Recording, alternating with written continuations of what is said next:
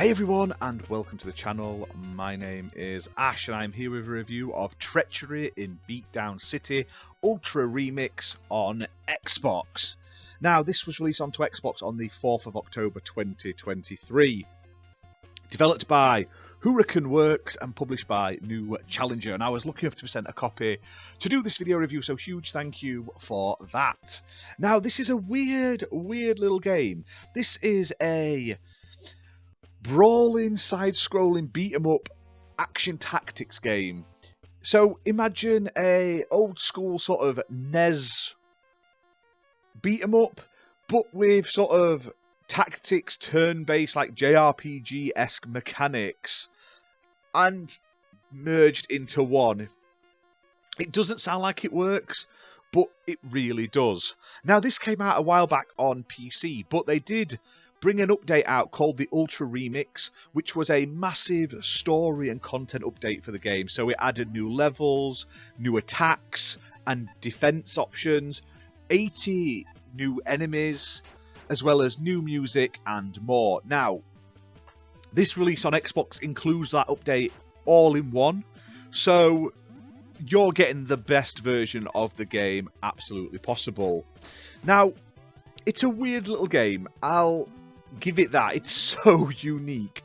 Basically, you are in this city and you're basically trying to save the president, and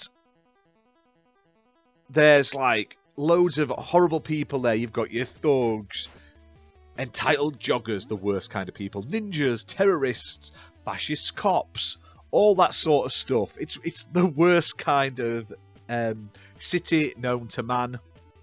But basically, ninja terrorists kidnap Blake Orama, the president, and you basically have to go and save him. And that is the plot.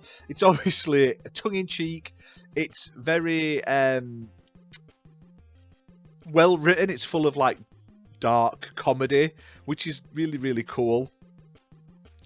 The overall game itself, like I say, takes a little bit to get used to. So you sort of walk around like you're on like a side-scrolling beat-em-up, and then when you get into it, you get close to someone, it sort of triggers a fight, and you have to like choose the move you're gonna do to hit someone, and then you have to like run away, and then come back at them and hit them again and stuff like that. Or when they're coming close to you, you've got to prepare yourself for like a defense and stuff like that.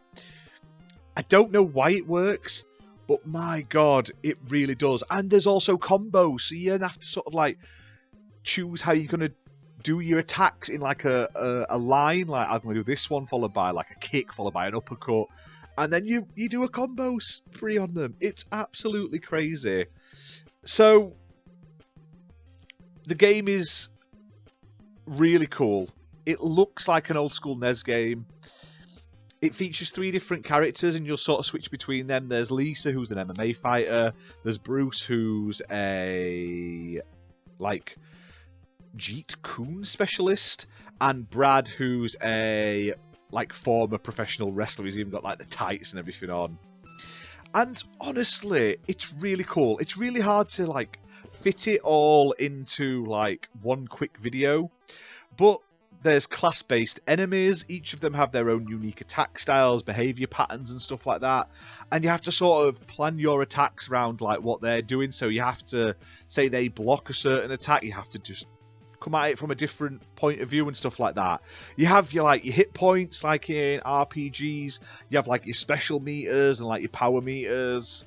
You have like an ability meter, so you can only do attacks when you've got enough of it built up, and it builds up over time.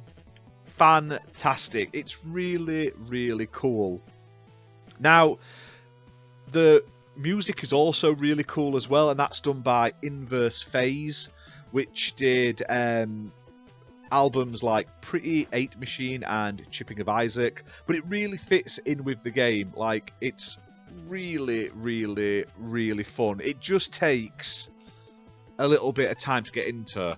Now, it's not all sunshines and roses, I must admit. I struggled to get it working at the beginning. I just couldn't get past the start screen. It wouldn't let me press start to continue or anything like that, so I had to like close it down and restart it a few times when I first started playing it. After that, luckily though, it's It worked fine. I had no real issues with it. But like I say, back on PC, this was more like an episodic style game, and they added a lot more to it later on. Whereas on Xbox and console, you are getting like the complete collection, so you don't have to worry about it ending. You get like all the content. Now it's playable on Xbox One and Xbox Series X and S consoles. It's Xbox One X enhanced with 4K resolution, and it's priced at $24.99. Now that price may seem a little steep to some people, but honestly, there's a lot of work and effort gone into this, and like I say, it does include a very large DLC pack. I believe the DLC was like 3 times the size of the original game, so you're getting like a lot of content here.